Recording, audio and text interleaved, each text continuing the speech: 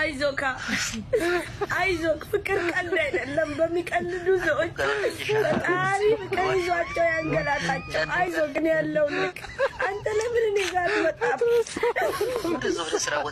ሰው ይስቅባል ሰው ይስቅባል አይዞክ አንቺ ጽጌ ቆይ ወየውልሽ ቆይ ሁላችሁም በዚህ ልጅ የምትቀልዱ ሰዎች ፈጣሪ በየቤታችሁ ፍቅር ያጓጓ። እኔና ተዋዳም ለክዘኝ መናት እኔ ከማልቀስ ከጠውኩ ስንት ዘመን ሀብታም ሆኛለሁ። አሁን ሀብታም ከሆንኩ በኋላ እኮ ማልቀስ ይቻለሁ። ምን ሆነ ነው? ተው እንጂ እኔና አታጣትም። አይዞህ ፎሎ አድርጌያለሁ። ፎሎ መልስልኝ። ተዋብረን እናቅሳለን በውስጥ እዚህ ላይ አታልቅስ። አይዞ ሁላችሁም በዚህ ልጅ የምትቀልዱ ሰዎች ሁላችሁም በየቤታችሁ ፍቅር ያንጓጋ። የኔ ጌታ የኔ አንበሳ ወንድ ልጅ እኮ ወዶ አያለቅስም። ፍቅር ያማል አውቃለሁ። ፍቅር ያማል። ወይኔ የምለው አንድ ምክር ልምከር። ለምን በቃ ሰው በሌለበት ቦታ አይተክ ማለት ነው። እውነት እንደዚህ ከምትማረ ክሎረክስ እንኳን ሳይገልም መርዝ ሰው መግደል ትቷል። እና ላይ ተወጣና ሰው በሌለበት አስረኛ ፎቅ ለምን ራስን ወርውራ አገልም። በቃ ፍቅር ማለት እንደዚህ እኮ ነው። በዚህ ዘመን የለም ሰው ሁሉ አይረዳም ካልሞት ከኔ ጌታ እኔና ፎሎ አርገኝ በቪዲዮ እናወራለን። አይ ፍቅር ምንም የወረታ ሐሳቡን ሰላም የኔ ጌታ እኔና በተለይ ቦለክ ታረክኛል እኔና አልኩህ እኮ እኔና ወይ ፍቅር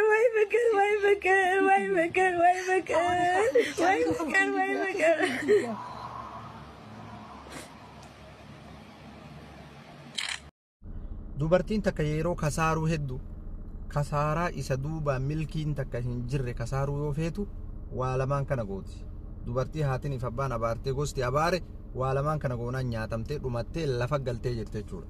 tokkoffaa irratti maammadoodhaa ijaazaa buutini kahaan malee baatii shanjaa hanga waggaallee ta'uu danda'a. ijaazama kana oofatanni kenni tokko kan jirre. lammaffaa irratti duniyaa ufii dalaydu tana fuutee isuma ijaazaa buuteef kana kennitee mana maqaa isaatiin lafa maqaa isaatiin akka bitatu irra jajjabeessiti yeroo san keessa itti mul'atu wanni sun. erga saniin booda waa xiqqoo turamee wal dhabam wanni haraamarra walitti dhufan kuni namni tokko karaa haraamaatiin ijaazaa si buufatee innaan abadan lubbuu isaa keessatti jaalalli baay'ee ittiin dhagamu guyyaa si dabalame isa irraa nama hundaayyuu akkana buutii faayidaan qabdu waan jedhamu dhiira kana keessa dhufa. osoo adeemsa keessa deeman wallolli wayii yeroo dhufee gargar bahan waggaa 7-8 waa itti xaarte kana guutuu manni maqaa isaatiin jira lafti maqaa isaatiin jira bifa haarawaan as baatee yitii jechuudha. akka fooddaa irraa miidiyaa kanarraa as baatee naqabaa irraa naafuudha jetti. garuu wanni isaan duubarra dalagaa turan waan silaa rabbii fi nama biratti illee fudhatama hin qabne jechuudha. kanaafuu yaa obboleeyyanti dhaamsa akka obbolummaatitti ani isiniif qabu yaa shamarran keessattuu biyya arabaa jirtan wanta tokko yoo godhachuu barbaadde maqaa keetiin godhadhu. maqaan kee kun qoy faaxee maqaan jedhamu kun lafaan hin bitamu moo manaan hin bitamu siin jedhan akkas jedhanii no maqama keetii waan tokko godhadhu. yoo isa kana dhabdee jette duniyaan sun sii hafti. isaa fi duniyaallee wal faana dhabdee umrii keetii fi akkasuma bifa keellee wal faana hin dhabin. kanaafuu abbaan fedhe si wajjin haa jiraatu abbaan fedhe jiraachuu haa baatu manaa fi lafaa fi waan godhatu guutuu maqaa keetiin godhadhu. yoo lakki kanaa miti anna kennitu malee na jala cabdee bultu malee duniyaa tana na hartu malee si waliin hin jiraadhu yoo maammadoon ka jedhu ta'e tawakkaltu alallah kuti jedhin karaan banaadha akkatti karaa itti garsiisi jechuudha. shariyaa islaamaa keessatti illee dhiiratti dalagiitii mallaqa kenni ka jedhu tokko hin jiru. dalagiitii ati nyaachisi jette malee shariyaan dhiiraan ati mana arabaa dhaabadhu hammaama dhiqiitii akkana dafqiitii dhaabadhu kenni duniyaa ka jedhu tokko hin jiru. yoo ufii keetii barbaadde manaaf lafa isaa bittee kasaaruu barbaadde malee.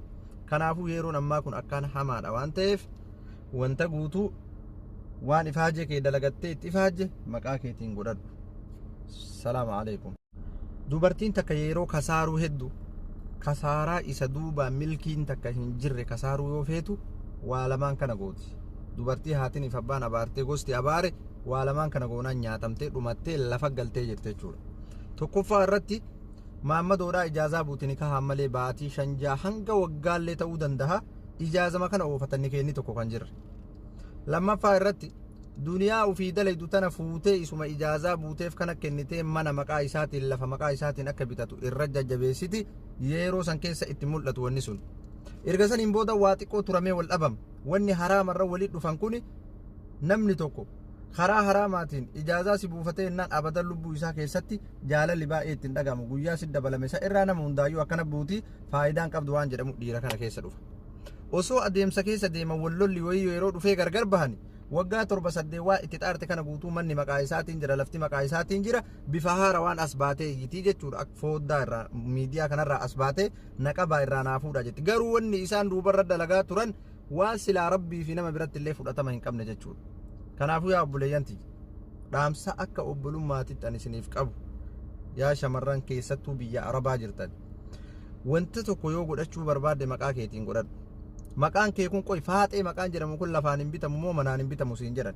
akkas jedhanii no maqama keetii waan tokko godhadhu yoo isa kana dhabdee jette duniyaan sun sii hafti isaa fi duniyaallee wal faana dhabdee umrii keetii fi akkasuma bifa keellee wal faana hin dhabin kanaafuu abbaan fedhe si wajjin haa jiraatu abbaan fedhe jiraachuu haa baatu manaa fi lafaa fi waan godhatu guutuu maqaa keetiin godhadhu yoo lakki kanaa miti anna kennitu malee na jala cabdee bultu malee duniyaa tana na hartu malee si waliin hin jiraadhu yoo maammadoon ka jedhu ta'e tawakkaltu alallah kuti jedhin karaan banaadha akkatti karaa itti garsiisi jechuudha shari'aa islaamaa keessatti illee dhiiratti dalagiitii mallaqa kenni ka jedhu tokko hin jiru dalagiitii ati nyaachisi jette malee shari'aan dhiiraan ati mana arabaa dhaabadhu hammaama dhiqiitii akkana dafqiitii dhaabadhu kenni duniyaa ka jedhu tokko hin jiru yoo ufii keetii barbaadde manaaf lafa isaa bittee kasaaruu barbaadde malee kanaafuu yeroon ammaa kun akkaan hamaadha waan ta'eef wanta guutuu waan ifaaje kee dalagattee itti ifaaje maqaa keetiin godhadhu salaama aideen gadda hidhamtee baatee mikisiin kee dumanne kisiin numeera garuu amma immoo kasa seen jiran immoo taraako maaliif na ariitan jedhe isin miti kan na gaafatu elaa fakkeenyaa fi kana dhaanii na cabsaniiru ilkaan bicha rabbi na hambise malee bakka iddoo isaan na rukutin hin jiru. dhiiraa si kasase moo dubartii si kasase moo ummatuma moo akkam ummatuma malee wanta biraa miti ummatuma malee dhiirriif dubartiidhaan jenne gilla sabiidhaan miti wantichi dhuunfaadhaan namni kasase hin jiru. Ay baguma rabbi si baase wallahi osoo biyya arabaa taate bar kuttee jirta bar amman jirtu ture bar baguma biyyuma keenya keessatti hidhamtee baate. Ka inshallah amma moo Amerikaan deemachaan jira inshallah badu'aanu achi moo deemneetu bakka hojii gaggaarii kana hojjenne hojii gaggaarii achi bakka anneesti inshallah du'aa naaf aankariin jiru ummanni maaliif si kasase duba sila wanti ati uffatte ka ummataati kanama jechuudhaan maaliif hin uffadhe beektaa maakiyye siiviksii yookaan barnootaa fi lammummaa gaarii moo maal jedhamu gaafa barannu dhiirriif dubartii wal qixaa jennaan bakka istiiqa wal qixa taanee deemaarre kan sheekon kootee dhiitanii kaanu. Fayyaalessummaa keetitu qullaa si baase jechuu alatti. Qullaa miti maakiyye. Dhiirriif dubartii wal qixaadha siiviksiin jennaan inni eegga akkas ta'anis bakka maarree eegga wal qixa taanee dheetan bakka uffata isaanii uffadhe shamarrinis oturreen uffatu jedhan immoo paantii isaanii uffadhe ni galeerani. Eegga wal qixa taanee. Yaada akkanaa eessaa fiddee sila? Indee wal qixa ka wal qixa eeggadee shamarran ta'anii yoo fincaan anis taa'ee fincaa'uun jammari wal qixa ka. Oonaadha ko. Ntaure marre. Marre danga kafa barbida. Male. Odon sinar. Soje galichi. Adi yaada teessee leewwan jechuu qabde jechuu. Rabbi taa'een fincaa'e amma. Taa'ee gaafa fincaa'u maaliif taa'e? Ara rabbi sodaadhu. Na salphachiste.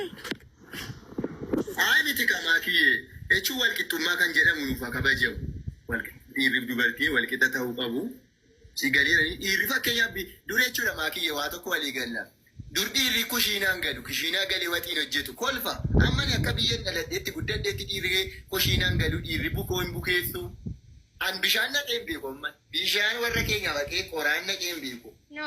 Dhiirti suni warra dubartiidhaaf.